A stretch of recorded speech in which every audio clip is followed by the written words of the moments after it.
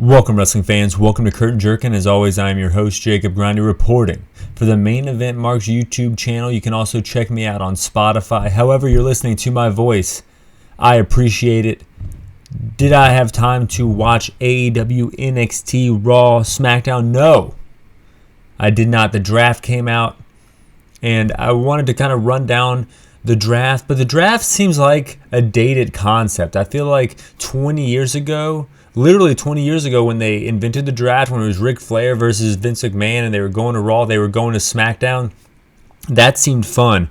But it seems like nowadays they need to kind of revamp this idea of where people are going to. With the NFL draft, it's people that have never been in the NFL system being drafted to the. So if they wanted to have a draft just fully of NXT talent, that would make a lot of sense. But now I think they should do something like the transfer portal. Like the NCAA has the transfer portal, and all summer long, people who are fans of college football and college basketball get to see where people are going, where the pieces fit. So I think they should have like a week-long transfer portal, and that would make more sense with today's landscape than I think a draft does. Of course, we just got done with WrestleMania season, where they plug in holes wherever they want to plug in holes. You know, Cody was on Raw, Roman was on SmackDown the entire time they were doing the WrestleMania build. So I think that it's poor timing in the yearly cycle of WWE, because we just saw everyone mixed around, and I don't think that this draft concept is up to date. I think it's a dated concept, and I think they should do something like the transfer portal, the WWE Transfer Portal that lasts a week, and then it would make sense to have guys go back and forth. But that's just, me fantasy booking.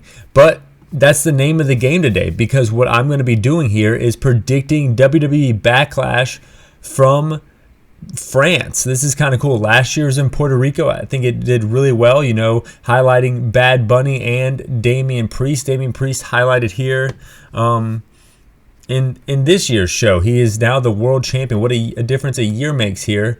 Or not a difference, but it's kind of cool. If you only exclusively watch Backlashes, Damian Priest would be the biggest star in the wrestling world. Damian Priest versus Jey Uso. I think that you'd have to be stuck on stupid, if you will, to think that they're going to give up this title. I think that Jey Uso is a solo guy. He is out on his own. And, Damian Priest has a lot of backup in Judgment Day. Maybe the story is Jey is on his own. He can't do it alone. And then the thing here is that Damian Priest is dominant with Judgment Day on his side. I don't think they're going to really do a lot here. It is Backlash. It is a B show. It is in France. I think that it's going to be a hot crowd, because a lot of these people have never seen WWE before. So I think they're going to it's going to be a run-of-the-mill show.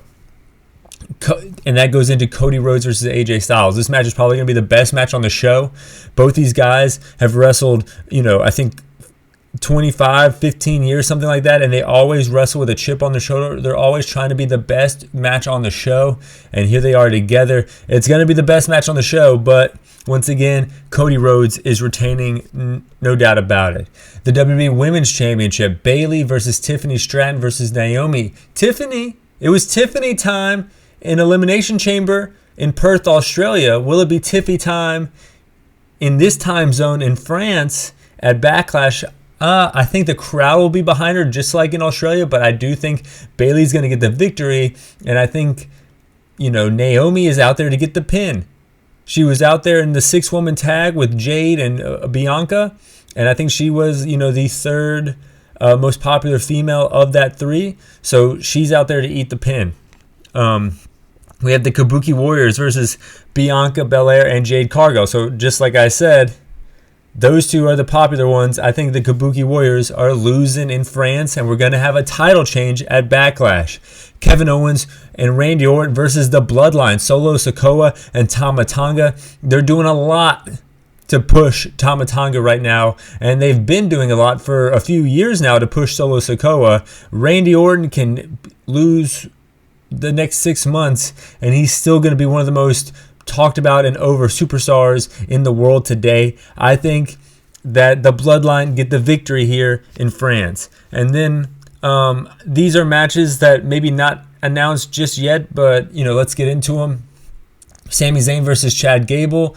I think Sami is going to get the victory here because he just won the Intercontinental title.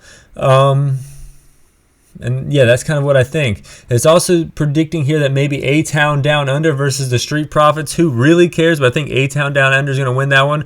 Awesome Truth versus DIY. This feels like a Raw show. This was just on Raw a few weeks ago. I think Awesome Truth is going to win, and I hope that match doesn't happen because of that. It seems very boring to me. Those are my Backlash predictions.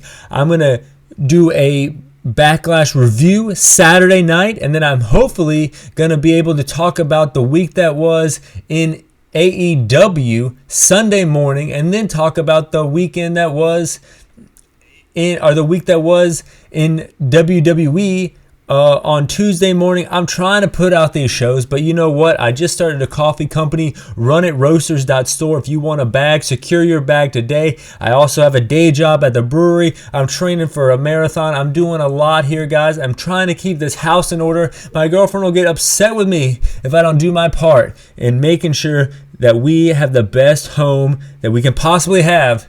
And that's what I'm doing here, folks. But I am excited about Backlash. I'm really excited about seeing this PLE in Paris. Fly high. I'm out.